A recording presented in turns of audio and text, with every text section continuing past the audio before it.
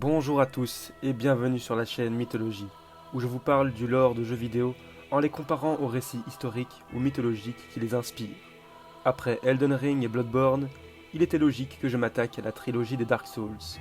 Tandis qu'Elden Ring nous plongeait dans les récits des Hommes du Nord et Bloodborne dans les fantastiques inventions de Lovecraft, nous allons contre toute attente retourner dans la Rome antique pour parler de Dark Souls.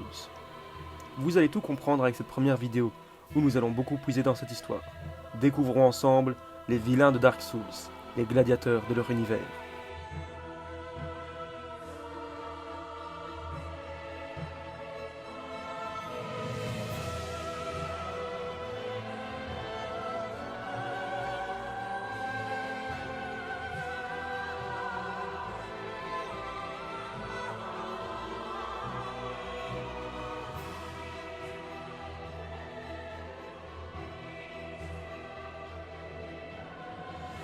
Pour cet épisode, je vais surtout m'attarder sur le troisième volet de la série, mais les autres seront également abordés dans mes prochaines vidéos.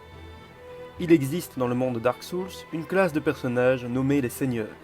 Ceux-ci étaient autrefois de puissants héros, disposant d'une infime part des âmes des dieux, leur conférant d'incroyables pouvoirs.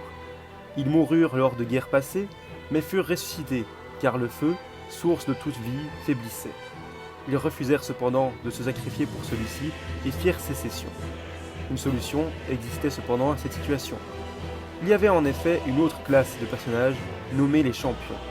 Ce sont de prodigieux guerriers formés pour remplacer les seigneurs si ceux-ci étaient défaits. Ils ne connaissent pas d'autre destin que de périr ou de devenir à leur tour un seigneur. Lors du retour de ces derniers, ils scellèrent le champion Iudex Gundyr, devenu incontrôlable selon ce qu'on sait du lore. Mais peut-être les seigneurs en avaient-ils juste peur. Enfin, il faut préciser l'existence d'une troisième classe de guerriers, les chevaliers esclaves. Ceux-ci sont formés à la manière des champions, mais refusent de devenir des seigneurs. Ils préfèrent rester de simples mais dangereux mercenaires.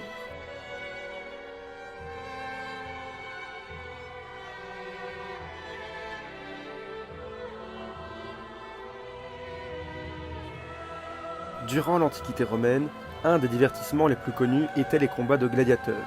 Il s'agissait d'esclaves qui se battaient dans l'arène dans le but d'obtenir l'affranchissement.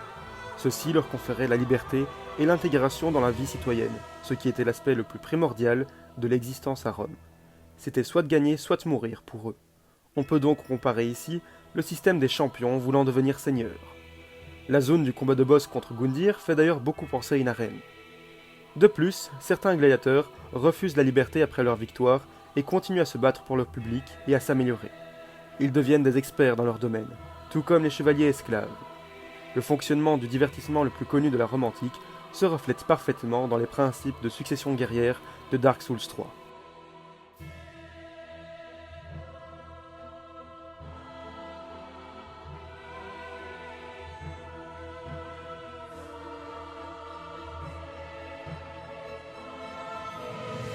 Pour terminer, tout comme les Romains, les habitants de Dark Souls adorent en priorité des dieux de la guerre.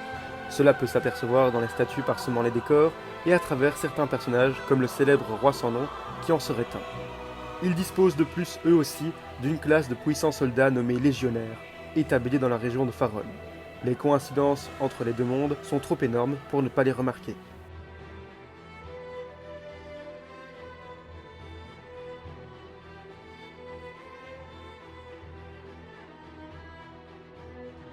Mais maintenant, pour comprendre qui sont ces seigneurs et les dieux, il convient dans le prochain épisode de parler de ces personnages de légende en allant rechercher leurs inspirations dans les mythes.